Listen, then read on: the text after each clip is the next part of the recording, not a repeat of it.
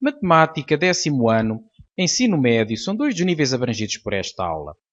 Estamos numa aula acerca do capítulo de semelhanças no plano e no espaço.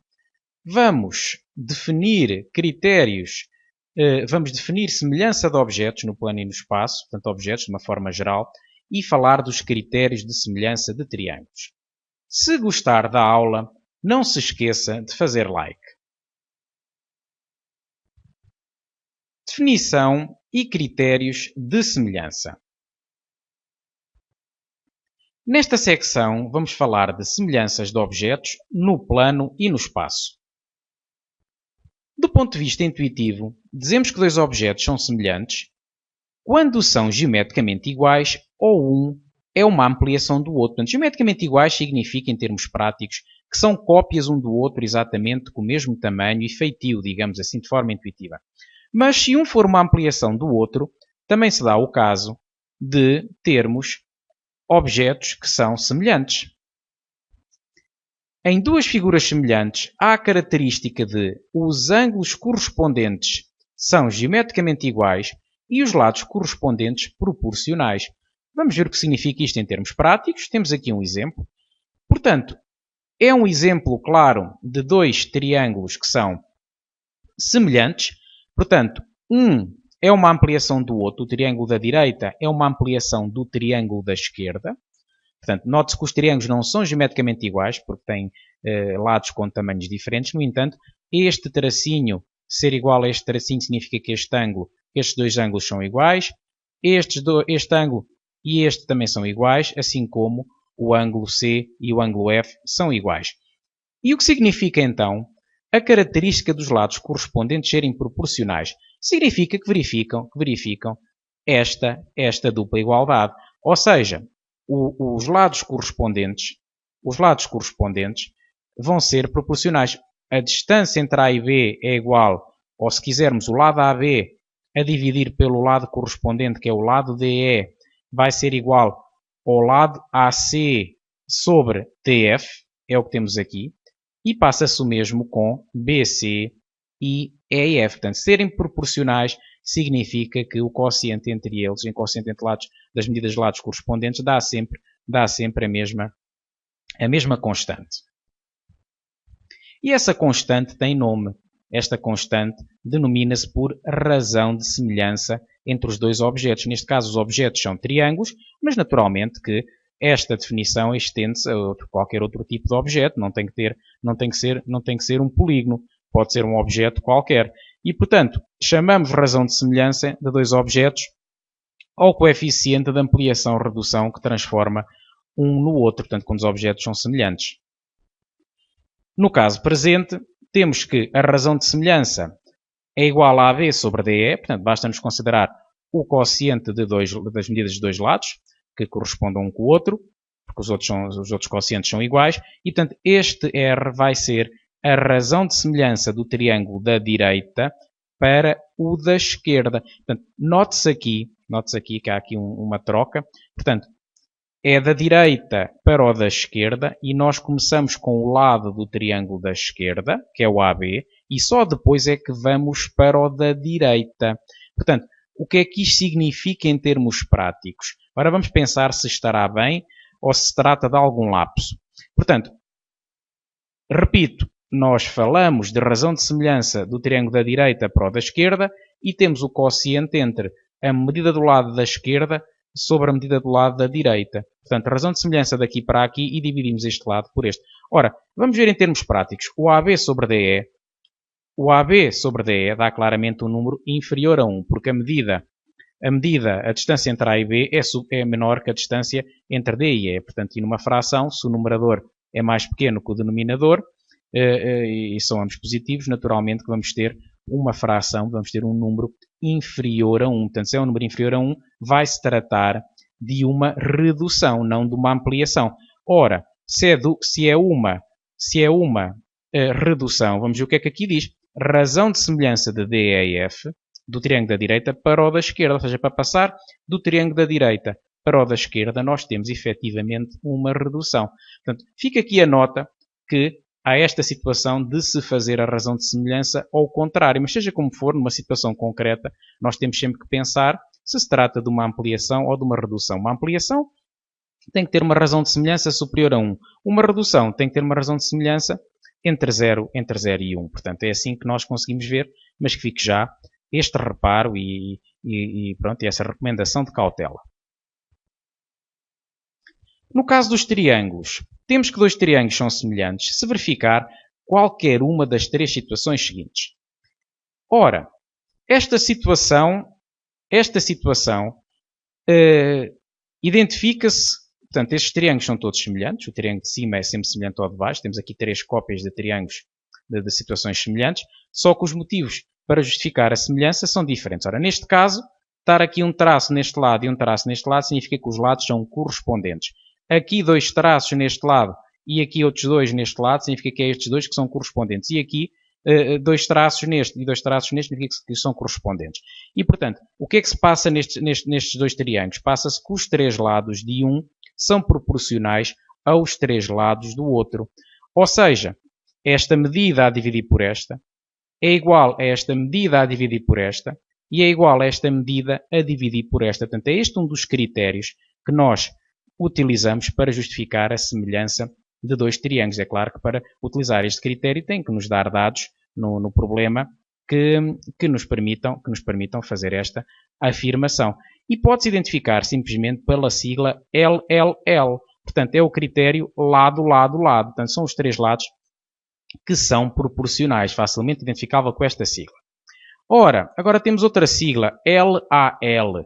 Ora, lado, ângulo, lado. Portanto, o que é que se passa neste triângulo? Passa-se que este lado a dividir por este é igual a este a dividir por este. Portanto, as medidas dos lados são proporcionais e depois o ângulo formado por estes lados, o ângulo formado por estes dois lados e por estes dois lados, que é o ângulo de amplitude x, os ângulos são geometricamente iguais. Ou seja, há dois lados proporcionais e os ângulos por eles formados são geometricamente iguais. Portanto, basta ver que os lados dos ângulos, portanto, consideram-se dois ângulos geometricamente iguais. Vamos fazer ao contrário, agora vamos aos ângulos. Identificam-se dois ângulos geometricamente iguais, isso vê-se logo na figura, se é possível, e depois averiguamos se os lados dos ângulos, portanto, os lados de extremidade dos ângulos, se são os lados de extremidades, na versão segmento reta, naturalmente, porque os lados de extremidade de um ângulo prolonga-se para infinito, tentar relacionado com uma semi-reta, aqui é um segmento reta, mas pronto, percebe-se bem.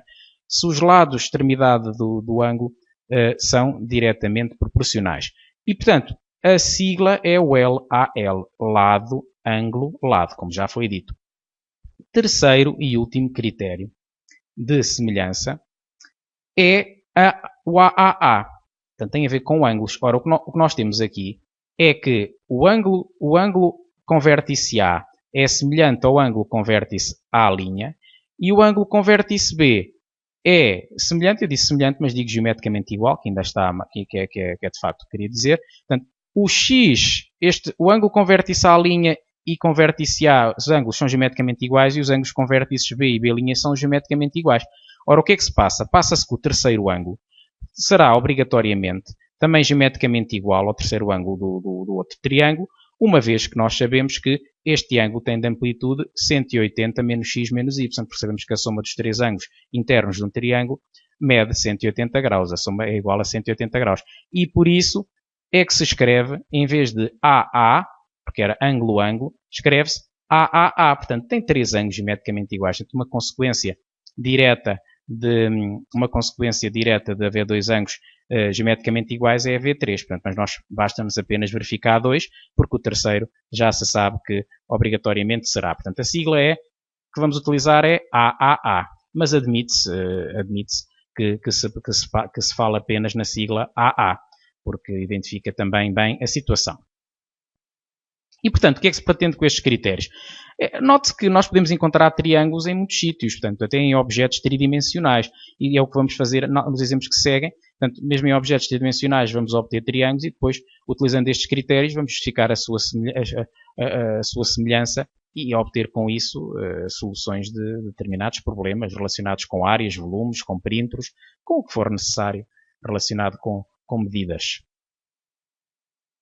Temos aqui então um primeiro exemplo. Temos dois triângulos representados numa figura, portanto o triângulo ABC e o ADE, portanto aqui temos a ADE e o ABC.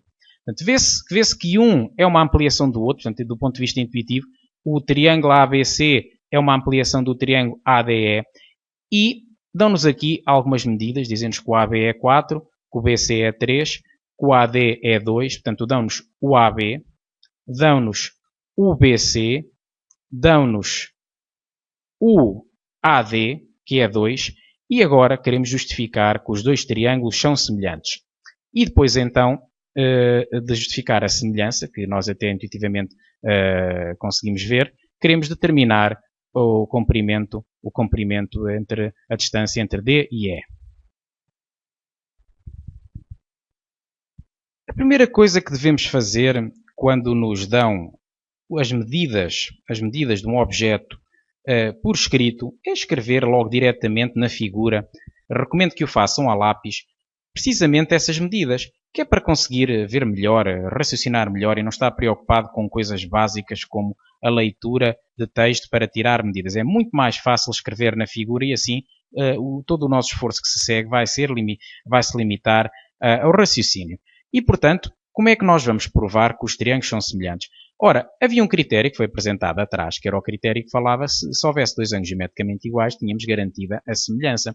Note-se aqui que no triângulo ADE temos um ângulo reto, no triângulo ABC também temos um ângulo reto e eles têm um ângulo em comum, que é o ângulo de vértice A. Este ângulo é comum ao triângulo ADE e ao triângulo ABC e por isso vai ser precisamente isso que vamos dizer.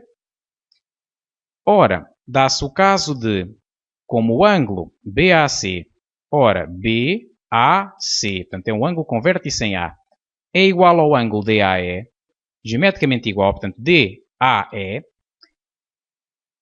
e portanto também temos o caso do ângulo ADE, portanto, que é o tal ângulo de amplitude 90 graus, é geometricamente igual ao ângulo ABC, então temos que os triângulos ABC e ADE são semelhantes. Este critério é o critério AAA, que é ângulo, ângulo, ângulo. Portanto, quer isto dizer que o outro ângulo que falta também será geometricamente igual. Pronto, mas nem é preciso estar a provar isso.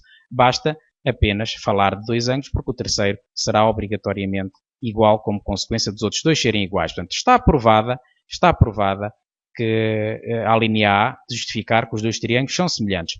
Queremos agora na linha B encontrar a medida DE. Portanto, note-se que nos falta esta medida DE, temos esta, que é o lado correspondente, o lado BC é o lado correspondente no triângulo grande ao lado DE no triângulo pequeno, e portanto, a semelhança de dois triângulos vai garantir que a medida DE, portanto, a medida o comprimento do lado DE a dividir pelo comprimento do lado BC vai ser igual à medida de AD sobre AB. Portanto, o que é que se está aqui a fazer? Eu também poderia usar, portanto, este aqui, o DE. O DE é o pequeno.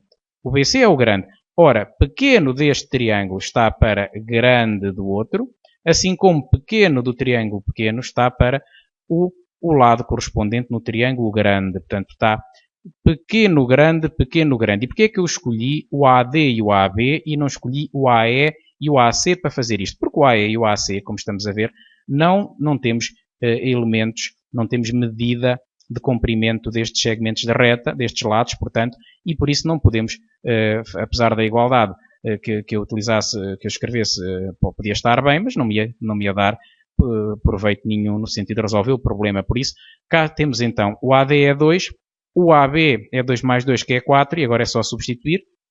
O BC é 3, vamos substituir isto que eu disse na fórmula, portanto 3, 2, 4, cá está. E agora resolver o problema, este 3 pode passar para o segundo membro a multiplicar. E como 2 quartos é igual a 1 meio, 3 vezes 1 meio dá 3 meios. E chegamos à conclusão que o comprimento do segmento de reta DE vai ser igual a 3 meios, portanto 1.5. Assim, do ponto de vista intuitivo, podemos pensar que é metade. Portanto, nós já tínhamos visto que ainda não tínhamos visto que é metade, portanto, basta ver que se aqui mede 4 e aqui mede 2, é porque a razão de semelhança vai ser de 2. Portanto, um é o dobro do outro. Ora, se um é o dobro do outro, do pequeno para o grande, do grande para o pequeno fica metade. Se aqui é 3, aqui é 1.5, portanto 3 meios, está correta, o nosso raciocínio intuitivo está correto. Então, podemos pensar assim para justificar ou para confirmar visualmente se as coisas estão bem. Temos agora aqui um segundo exemplo, desta vez tridimensional, e temos que as pirâmides, há aqui duas pirâmides representadas nesta figura, vamos considerá-las, portanto, temos a pirâmide de vértices AD, CB e V, portanto chamamos-lhe de pirâmide grande, e a pirâmide pequena de vértices EF, GH, V, portanto pirâmide grande e pirâmide pequena.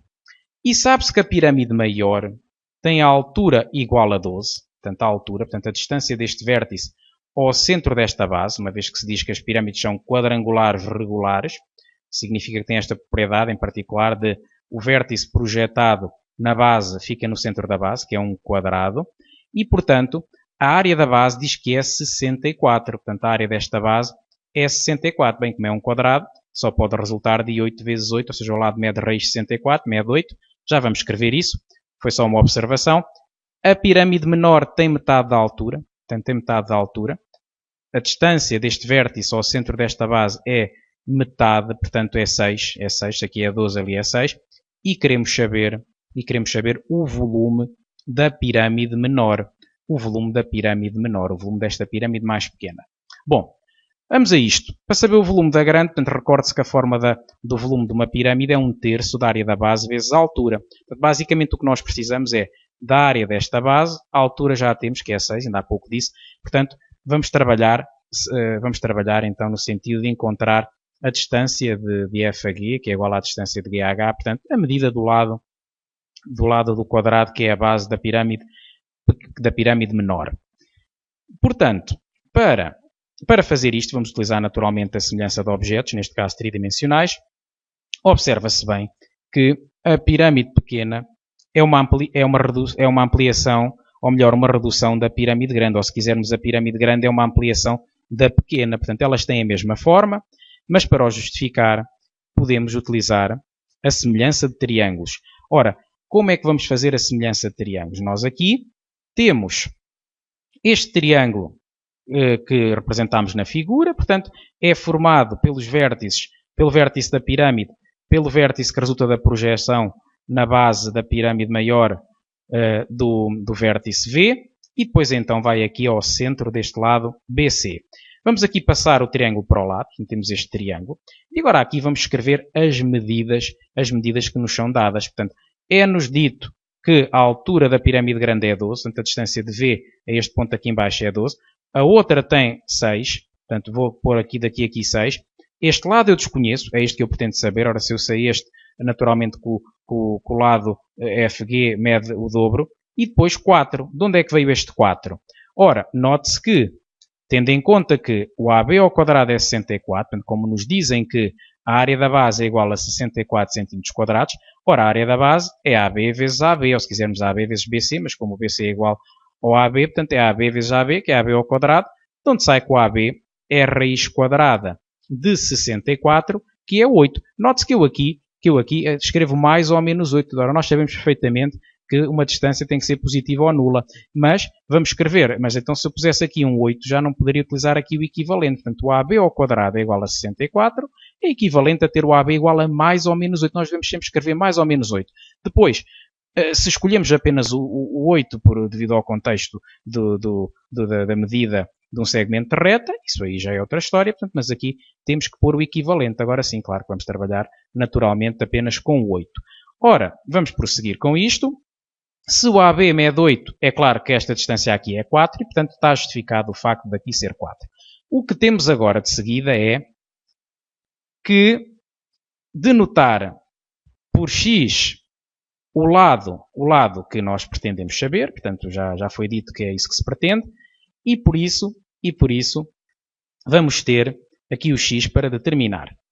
Ora, quem olha para estes dois triângulos vê triângulos semelhantes, portanto, este triângulo é semelhante a este. Portanto, do ponto de vista intuitivo, um é uma ampliação do outro, mas para provar, basta ver que os triângulos estão implícitos nesta figura, portanto, o triângulo pequeno e o triângulo grande, são ambos retângulos, têm aqui um ângulo reto, formam aqui um ângulo reto e aqui também, e têm um ângulo em comum. O ângulo que tem em comum é este ângulo aqui, o ângulo que tem este vértice. É comum a este triângulo pequeno e é comum ao triângulo grande. São dois ângulos comuns. E, portanto, o critério que nos fundamenta esta semelhança é o critério ângulo, ângulo, ângulo. Como há dois ângulos geometricamente iguais, que é este ângulo e este, portanto, são todos geometricamente iguais, ângulo reto, reto, e este é comum aos dois. Portanto, vamos ter que os triângulos são semelhantes, basta que tenham dois ângulos geometricamente iguais. E por isso,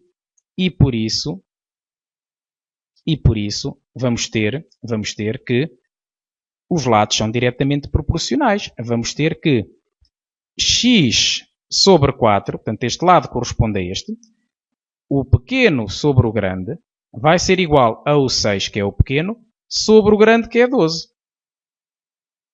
Pequeno sobre grande correspondente é igual a pequeno sobre grande correspondente. E com isto nós resolvemos o problema de encontrar o x. Ora, nós vamos ter então que o x vai ser igual a, passa-se o 4 a multiplicar para o primeiro membro, e nós vamos ter então que 6 vezes 4 dá 24, e portanto 24 dividido por 12 vai dar 2, e com isto chegamos quase ao fim do problema. Portanto, já encontramos aqui o 2. Naturalmente que a distância entre F e G vai ser 4, e por isso o volume da pirâmide menor é 1/3 da área da base vezes a altura. Portanto, a área da base é 4 vezes 4, que é 16, portanto, e contas feitas, 16, ora, 1/3 vezes 6, nós podemos fazer assim as contas para fazer de cabeça. 1/3 vezes 6 1/3 vezes 6 é 6/3, que é 2. 2 vezes 16 dá 32, portanto nem precisamos de máquina de calcular para chegar a este resultado. Apenas algumas considerações finais. Eu comecei inicialmente por dizer que as duas pirâmides e que os dois objetos eram semelhantes, mas na verdade não se provou isso. O que se provou foi que estes triângulos que obtivemos aqui relacionados com as duas pirâmides e que nos permitiam saber a medida que faltava para encontrar o volume da pirâmide menor, o que provámos é que estes dois triângulos são semelhantes, porque não provámos que a pirâmide é semelhante, mas está portanto, vem como consequência direta, não foi provado formalmente, mas também não precisámos de provar, porque apenas precisamos de encontrar o valor de x, portanto, correspondente ao triângulo. Portanto, este exercício é extremamente importante e vai aparecer em muitos exercícios de níveis posteriores, portanto, deve-se ter em conta, ouçam mais que uma vez, se for necessário, portanto, é muitas vezes abordado desta forma um problema de, portanto, obter triângulos com base que estão implícitos em sólidos para conseguir encontrar medidas que nos permitam encontrar volumes ou áreas, etc. Então é um problema extremamente importante e geral.